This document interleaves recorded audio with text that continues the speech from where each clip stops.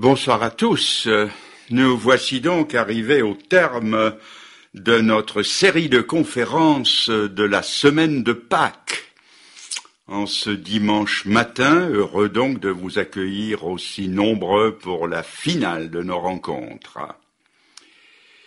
J'ai choisi de vous lire non pas le récit classique de la résurrection, mais l'enseignement doctrinal qui s'y rapporte. C'est pourquoi je vais vous lire une lecture assez longue dans la première épître de l'apôtre Paul aux Corinthiens au chapitre 15. C'est le récit de base. Voici ce que nous y trouvons, dû à la plume même de l'apôtre inspiré. En réalité, c'est Dieu qui, par le Saint-Esprit, parle au travers de Paul, qui nous dit « Je vous rappelle l'évangile que je vous ai annoncé, que vous avez reçu, dans lequel vous avez persévéré et par lequel vous êtes sauvés, si vous le retenez tel que je vous l'ai annoncé, autrement vous auriez cru en vain.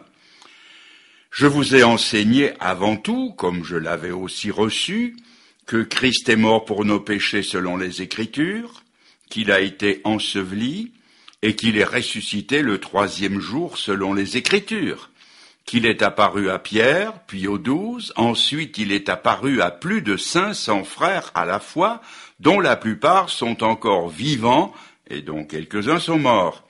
Ensuite il est apparu à Jacques, puis à nous tous les apôtres. Après eux tous, il est apparu à moi comme à l'avorton, car je suis le moindre des apôtres. Je saute au verset 12.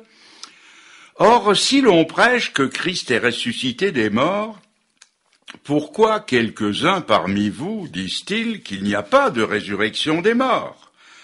S'il n'y a pas de résurrection des morts, Christ non plus n'est pas ressuscité. Et si le Christ n'est pas ressuscité, notre prédication est donc vaine, et votre foi aussi est vaine. Il se trouve même que nous sommes de faux témoins à l'égard de Dieu, puisque nous avons témoigné contre Dieu qu'il a ressuscité le Christ tandis qu'il ne l'aurait pas ressuscité. Car si les morts ne ressuscitent pas, Christ non plus n'est pas ressuscité, et si Christ n'est pas ressuscité, votre foi est vaine, vous êtes encore dans vos péchés, et par conséquent aussi, ceux qui sont morts en Christ sont perdus. Si c'est dans cette vie seulement que nous espérons en Christ, nous sommes les plus malheureux de tous les hommes. Mais maintenant, Christ est ressuscité des morts. Il est les prémices de ceux qui sont morts. Car puisque la mort est venue par un homme, c'est aussi par un homme qu'est venue la résurrection des morts. Et comme tous meurent en Adam, de même aussi, tous revivront en Christ, mais chacun en son rang. Christ comme prémisse, puis ceux qui appartiennent à Christ lors de son avènement, ensuite viendra la fin. Je passe encore pour abréger au verset 51, « Voici, je vous dis un mystère, nous ne mourrons pas tous, mais tous nous serons changés en un instant, en un clin d'œil, à la dernière trompette. La trompette sonnera, et les morts ressusciteront incorruptibles, car il faut que ce corps corruptible revête l'incorruptibilité et que ce mortel revête l'immortalité. Alors s'accomplira la parole qui est écrite, la mort a été engloutie dans la victoire, ô mort, où est ta victoire, ô mort, où est ton aiguillon? » Nous allons interroger l'histoire et lui demander ce qu'elle dit des grands hommes qui ont joué un rôle important dans l'histoire du monde. L'histoire nous dit qu'ils sont morts et qu'ils ne sont pas ressuscités. Prenez Confucius, dont les principes de philosophie font encore loi en Extrême-Orient. Il est mort et il n'est pas ressuscité. Bouddha qui l'a suivi est mort et il n'est pas ressuscité. Passons maintenant en Égypte, dans la vallée des tombeaux des rois, où reposent les corps momifiés des grands fondateurs des dynasties égyptiennes. Tous sont morts et ils ne sont pas ressuscités. Prenons maintenant Mahomet, qui s'est autoproclamé le prophète de Dieu. Il a fait avancer son œuvre à la pointe de l'épée et dans des torrents de sang. Mahomet est mort, il n'est pas ressuscité, et ses disciples se disputent aujourd'hui quelques cheveux du prophète. Charlemagne, sacré empereur en l'an 800, a dirigé le Saint-Empire romain de main de maître, mais il ne reste de lui aujourd'hui que quelques os moisis. Il est mort et il n'est pas ressuscité. Napoléon, prisonnier à Sainte-Hélène, a écrit ces paroles. Alexandre, Charlemagne et moi-même, nous avons bâti des empires. Mais sur quoi les avons-nous bâtis? Sur la force. Et avant même ma mort, mon œuvre est détruite. Jésus-Christ, lui, l'a bâti sur l'amour. Et aujourd'hui encore des millions d'hommes sont prêts à mourir pour lui. Plus je pense à ces choses, plus je crois à la divinité de Jésus-Christ.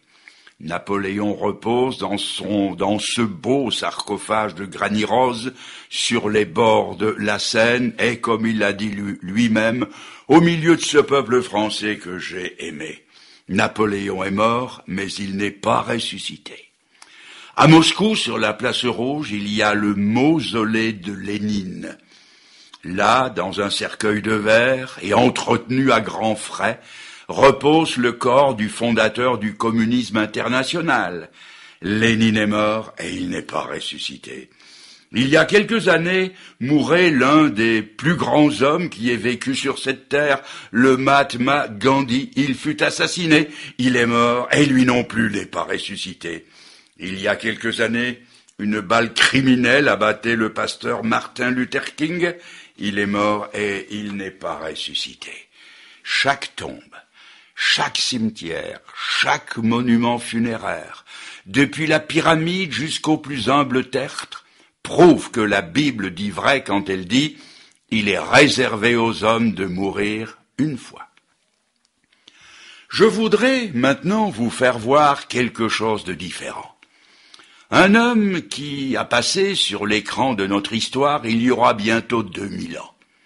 Il allait de lieu en lieu, faisant du bien à tous, rendant la vue aux aveugles, l'ouïe aux sourds, le mouvement aux paralytiques, et prêchant le royaume de Dieu. Ce qui le caractérisait, c'est qu'il parlait avec autorité.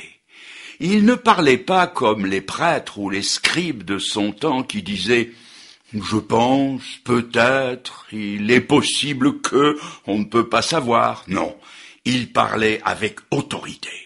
Et je voudrais que tous ceux qui aujourd'hui parlent du lieu sacré de la chair puissent aussi parler avec cette autorité, prendre à leur compte la parole des vieux prophètes qui disaient « Ainsi dit l'Éternel ».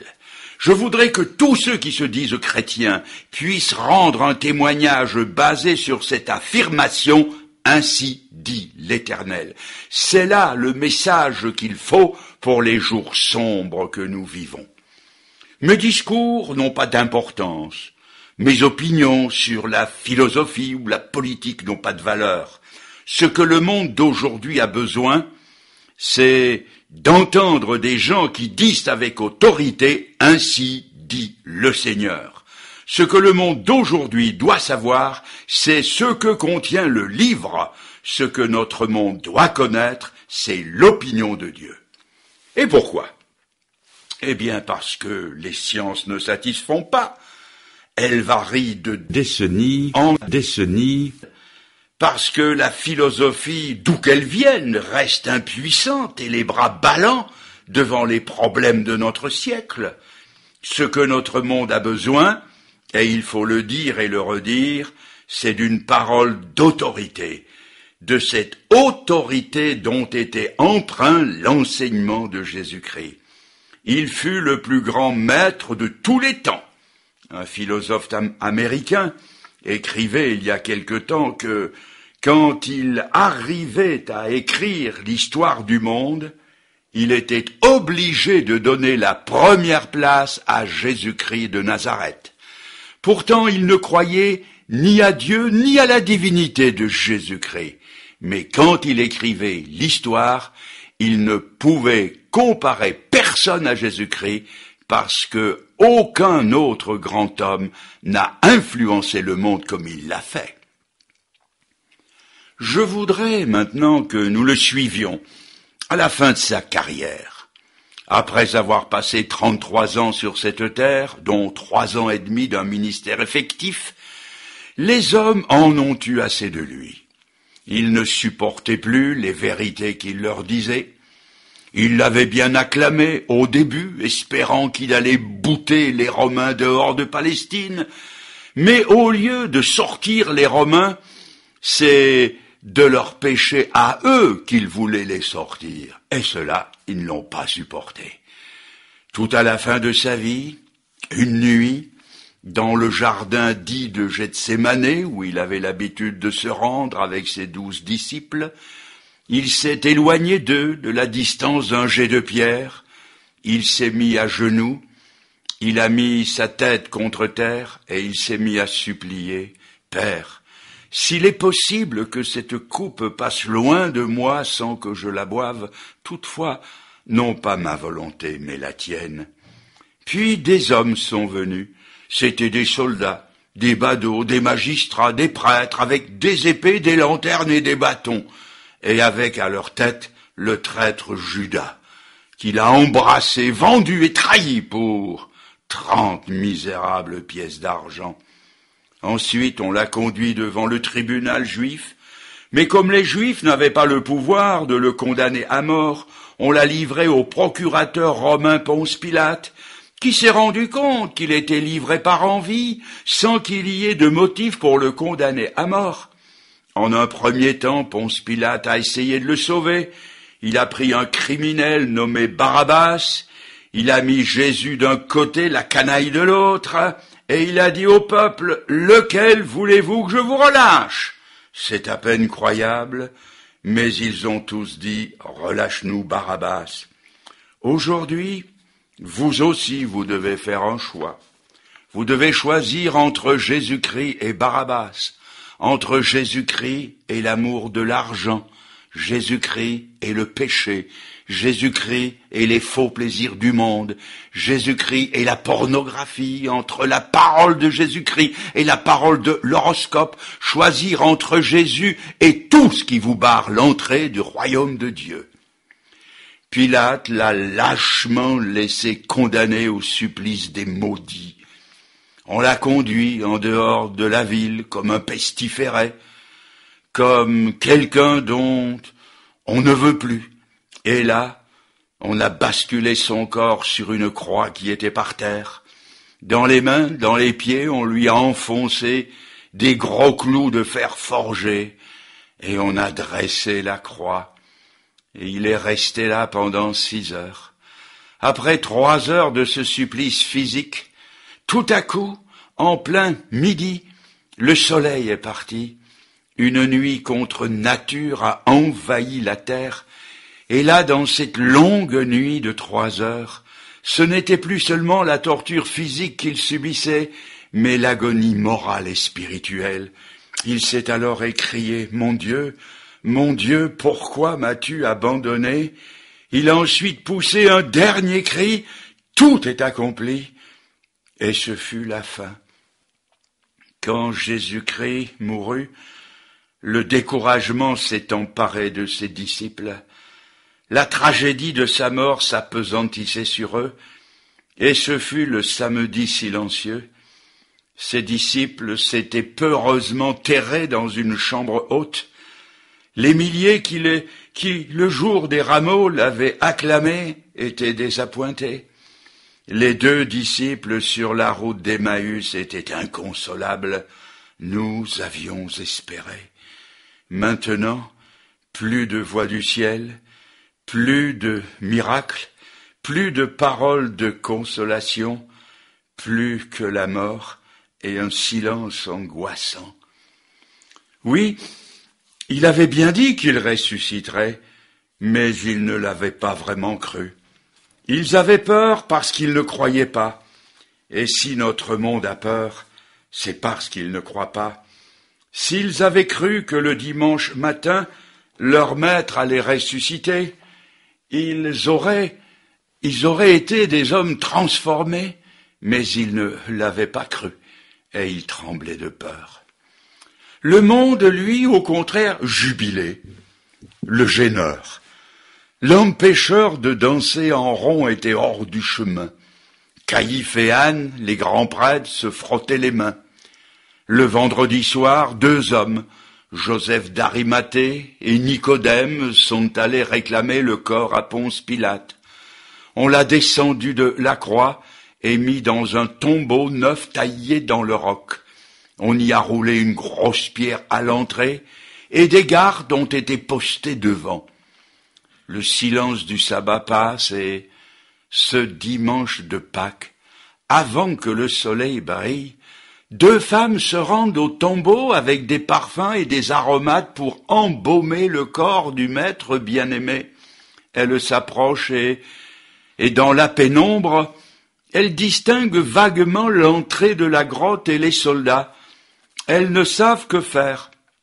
Quand tout à coup, il y a un tremblement de terre.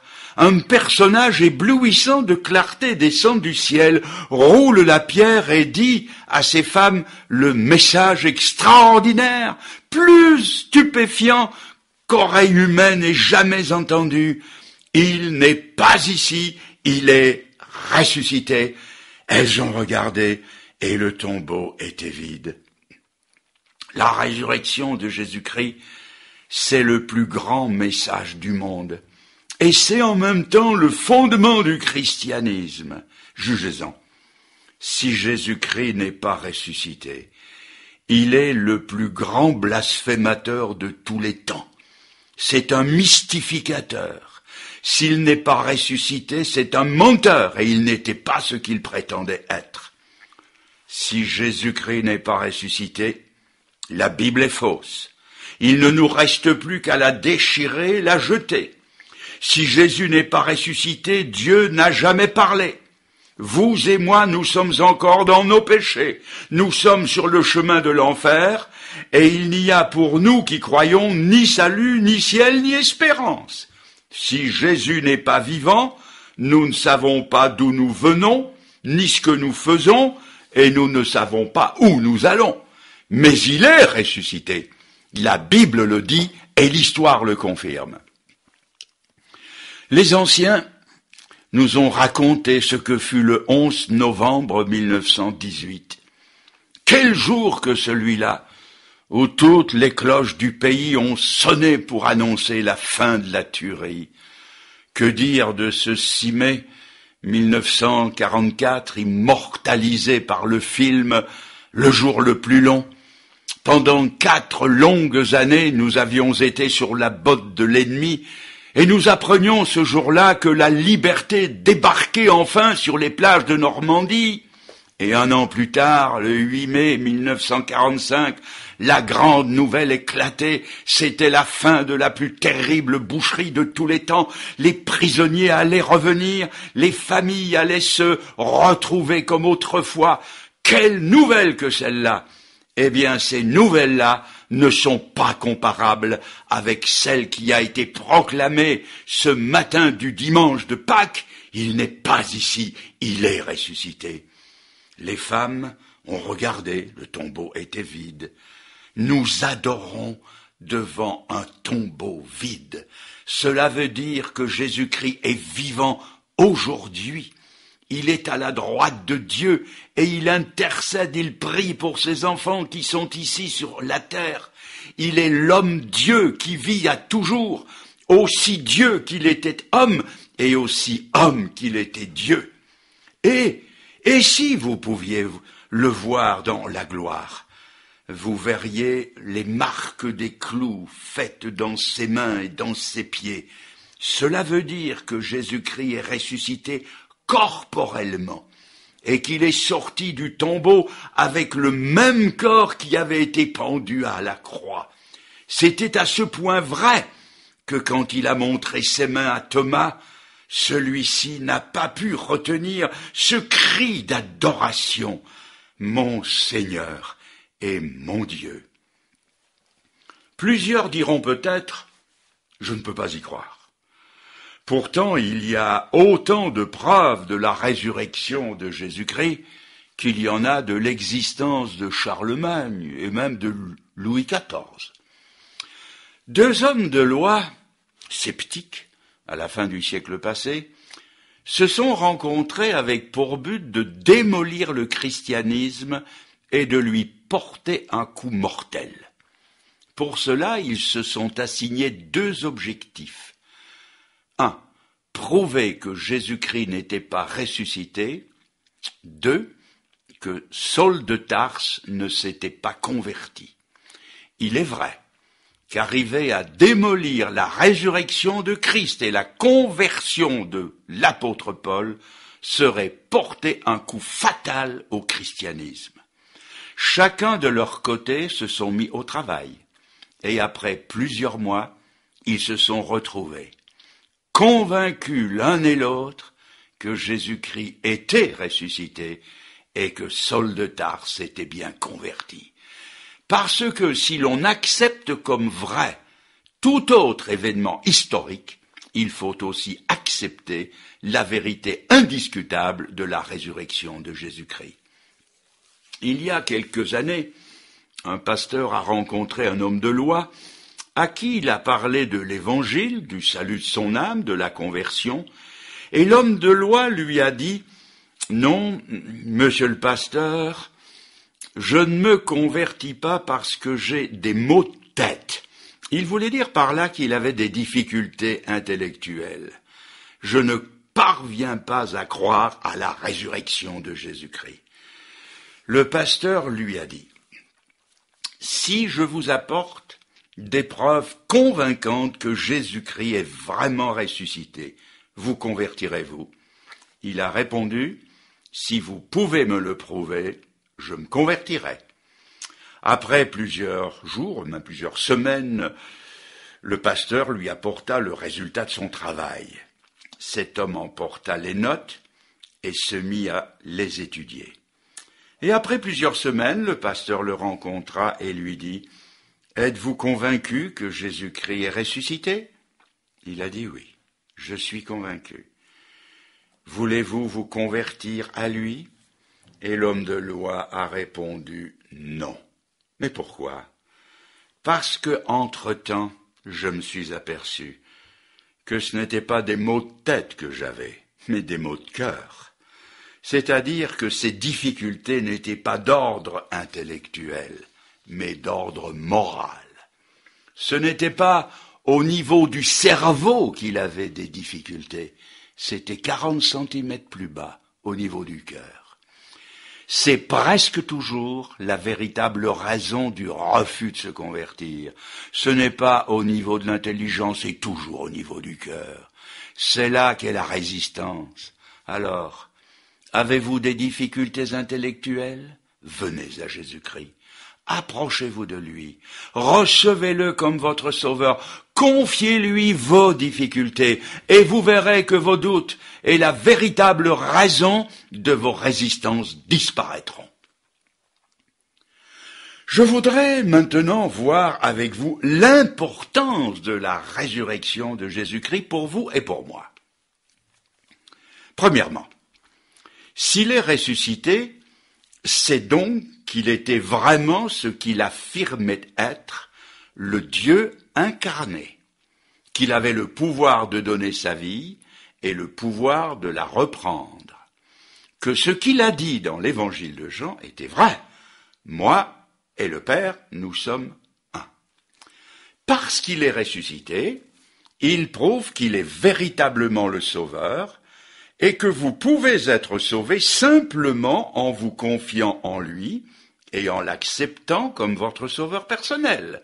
Cela veut dire aussi que Dieu a accepté son sacrifice. Souvenez-vous que dans l'Ancien Testament, deux hommes, Caïn et Abel, se sont présentés devant Dieu et lui ont offert deux sacrifices différents.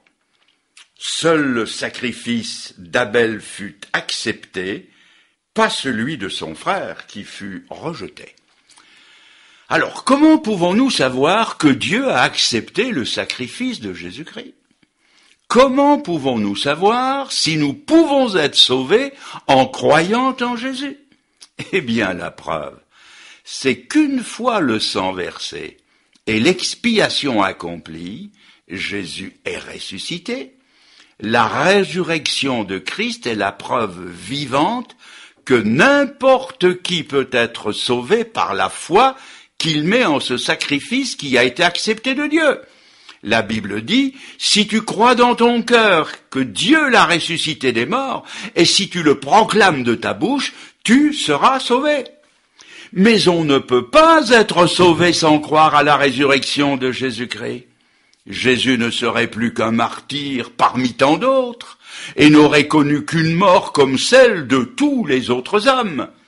D'ailleurs, savez-vous pourquoi les premiers disciples, les premiers chrétiens ont été persécutés, brûlés ou donnés en pâture aux lions?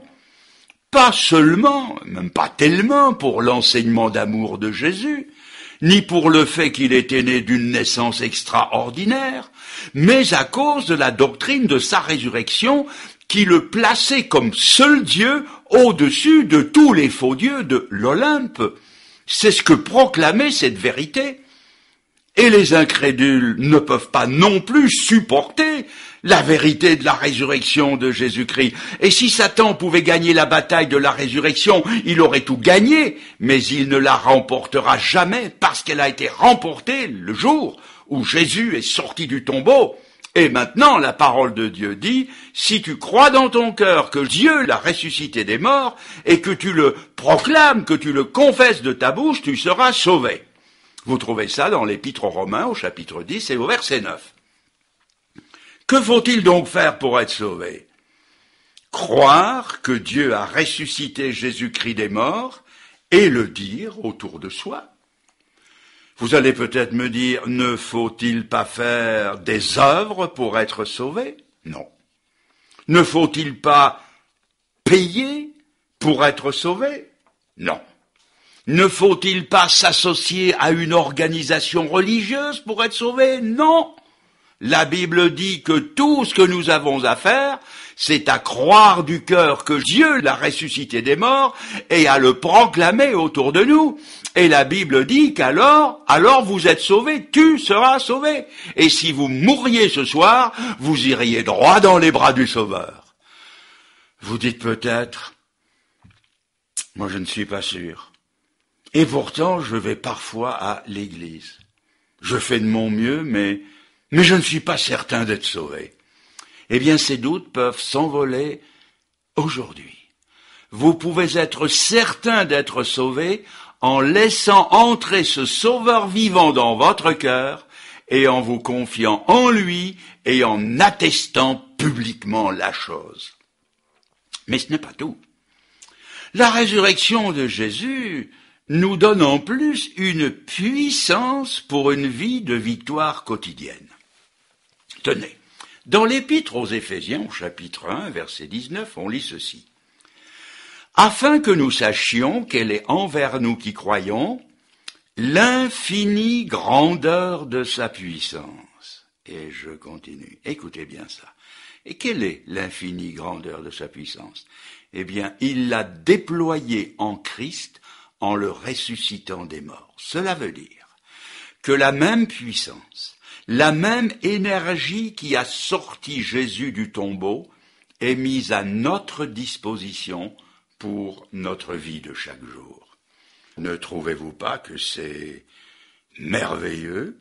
Cela veut dire que je n'ai plus à vivre une vie de défaite, que je n'ai plus à avoir une figure triste comme une cafetière, que je n'ai plus à aller la tête basse avec un chapeau noir, une cravate noire, un veston noir, des pantalons noirs, des chaussettes noires et des souliers noirs. Je n'ai plus à afficher une figure triste, parce que Jésus est ressuscité et parce qu'il me prête sa nouvelle puissance de vie. Je suis devenu fils de mon Père céleste, je suis membre de la plus belle famille du monde. Je suis lavé dans le sang de l'agneau et Dieu ne tiendra plus jamais compte de mes péchés. Si vous saisissez cette vérité-là, la puissance de sa résurrection sera mise à votre disposition. Vous pouvez aller en bombant le torse, quand même pas trop, en mettant votre plus beaux foulards, rouges à pois blancs, vos plus beaux souliers, votre pull à col roulé, marchez joyeusement parce que vous appartenez au prince des rois de la terre, à celui qui vit éternellement. Et vous, mesdames, si vous croyez au Seigneur Jésus, vous êtes les femmes les plus heureuses du monde, vous pouvez mettre votre plus belle robe blanche à pois rouge, vos petits souliers vernis, vos bas nylons, vous coiffez avec élégance et sobriété chrétienne, parce que vous êtes les filles du roi des rois. Non, on n'a pas à s'habiller en officier des pompes funèbres quand on connaît le Seigneur Jésus. Et pour vous, mes amis, qui êtes en deuil, et qui portez un vêtement noir, parce qu'il y a 15 jours, ou 1 mois, ou 6 mois, vous êtes allés au cimetière, et on a déposé celui ou celle que vous aimiez. Ce jour-là, il vous a semblé que votre vie se terminait dans le trou, que tout descendait dans la terre froide. Souvenez-vous que le Fils de Dieu est vivant, et que, comme le dit l'Écriture, il n'est pas le Dieu des morts, mais qu'il est le Dieu des vivants, et que les bien-aimés qui nous ont précédés et qui sont morts dans la foi sont vivants auprès du Seigneur, et que le jour vient où nous nous retrouverons tous ensemble avec le Seigneur. Cela est écrit de long en large dans la première épître aux Thessaloniciens au chapitre 4, à partir du verset 15. Cela veut dire que les seuls gens véritablement heureux dans ce monde, ce sont ceux qui appartiennent à Jésus-Christ. Mais ce n'est pas encore tout. La résurrection de Jésus-Christ, c'est la garantie que nos corps aussi, les nôtres, ressusciteront. Dans la première épître aux Thessaloniciens, je sélectionne ce verset. Car si nous croyons que Jésus est mort et qu'il est ressuscité, croyons aussi que Dieu ramènera par Jésus et avec lui ceux qui sont morts. Comme l'a dit 1 Corinthiens 15, nous allons avoir, grâce à la résurrection du Seigneur, et quand il reviendra, des corps incorruptibles. Vous entendez mon soupir de bonheur? J'ai déjà eu pas mal d'ennuis avec ce vieux sac d'os que je dois transporter partout où je vais. Plus on prend des années, plus les années vous prennent, et plus rares se font les jours où l'on est tout à fait bien. Mais un jour, nous allons avoir un corps semblable à celui de sa résurrection, et je cite, par la puissance qu'il a de s'assujettir toutes choses. Philippiens 3, verset 21.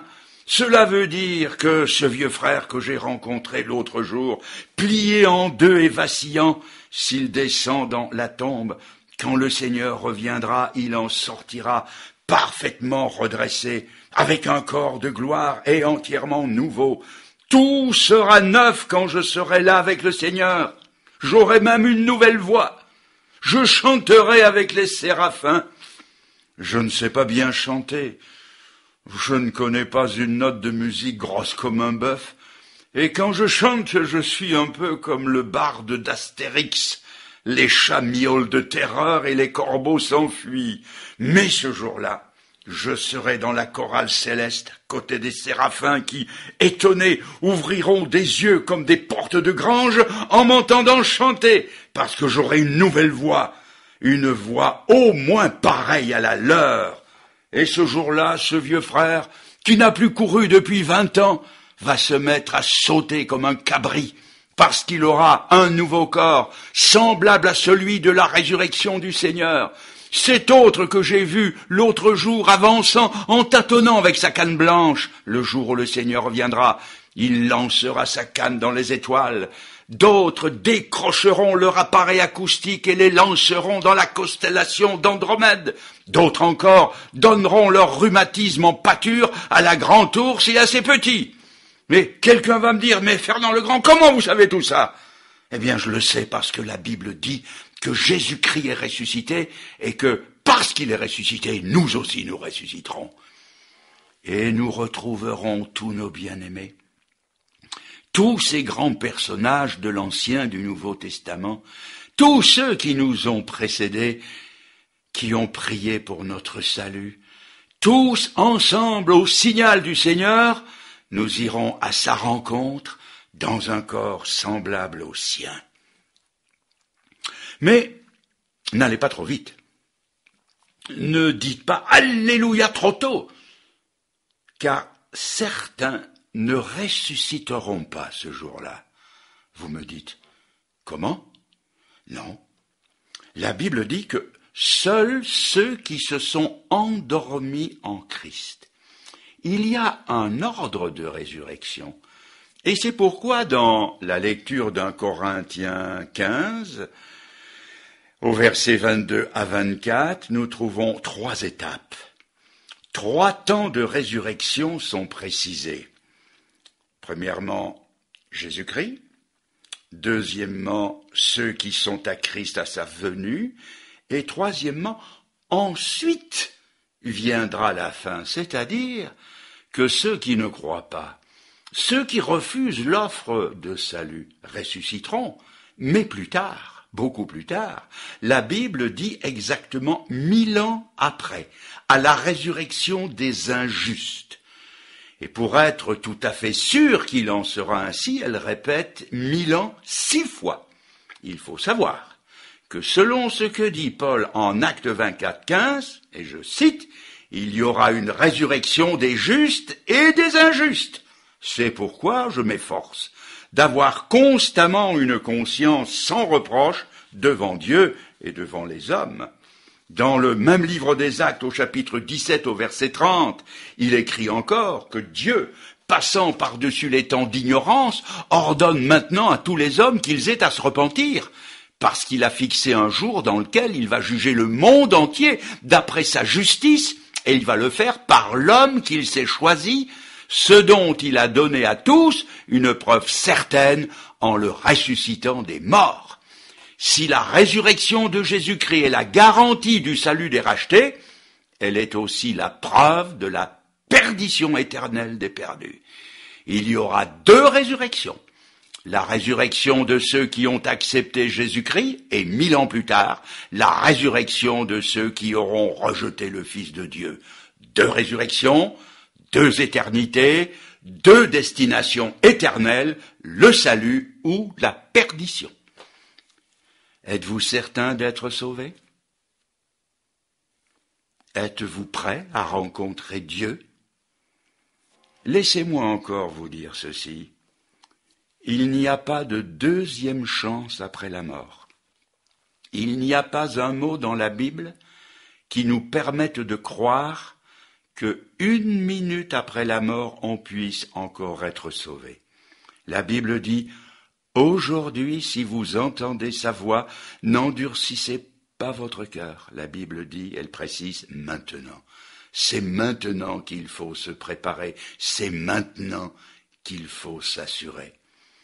Assurez-vous en recevant le Fils de Dieu. Avouez-lui vos erreurs, vos manquements, la tristesse de votre cœur, une vie qui tourne en rond, qui n'a pas de sens. Le Seigneur pénétrera dans votre vie aussi sûrement que les ondes pénètrent dans un transistor. Ceci, c'est une de mes illustrations favorites, et je la répète assez souvent. On ne voit pas les ondes, pas plus qu'on ne voit l'Esprit de Dieu. Mais les ondes sont ici, elles nous entourent, elles nous pénètrent. Il suffit de mettre le contact pour que les sons jaillissent. Le Seigneur aussi est ici, mais il faut prendre contact avec lui, il faut mettre le contact. Dans le langage de la Bible, cela s'appelle la repentance et la foi. Et vous verrez que bientôt Dieu parlera, vous parlera et parlera aux autres au travers de vous. Vous verrez, ça va jaillir. Voulez-vous en faire l'expérience? À vous de choisir. Nous sommes arrivés à la fin de notre soirée. Dans cette prédication, j'y ai mis tout mon cœur, toute ma conviction, et avant de venir, j'y avais mis mes prières. Et si je sais que ce que j'ai dit est vrai, c'est parce que cela est écrit dans la Bible et parce que je l'ai expérimenté. Maintenant, mes amis, à vous de jouer, à vous de venir à lui, de vous livrer à lui, d'ouvrir votre cœur et de le recevoir. Il a dit, je me laisserai trouver par vous si vous me cherchez de tout votre cœur. Le Sauveur est vivant aujourd'hui. Il peut vous entendre. Il peut descendre par le Saint-Esprit du ciel dans votre cœur et mettre ce ciel dans votre cœur. Mais à vous de vous ouvrir à lui et de le faire maintenant. Nous nous recueillons un instant, un court instant, que toutes les têtes s'inclinent. Et si vous n'avez plus prié depuis longtemps, si les mots ne vous viennent pas, vous pouvez intérieurement, si cela vous convient, répéter ces quelques paroles. Dites-lui, parlez au Seigneur, dites-lui, Seigneur, je viens à toi ce soir, dans ce dernier soir, je n'y tiens plus. Seigneur, je ne résiste plus. J'en ai assez de lutter contre toi, contre ma conscience. Seigneur, je capitule. Aujourd'hui, je crois. Je me livre à toi. Je t'accueille, toi le vivant, dans mon cœur. Seigneur, viens faire la preuve de ta résurrection. Viens faire la preuve de ta vie en entrant dans mon cœur, en me pardonnant mes péchés et en me donnant une nouvelle énergie, ce que j'ai entendu ce soir. Merci Seigneur. Amen.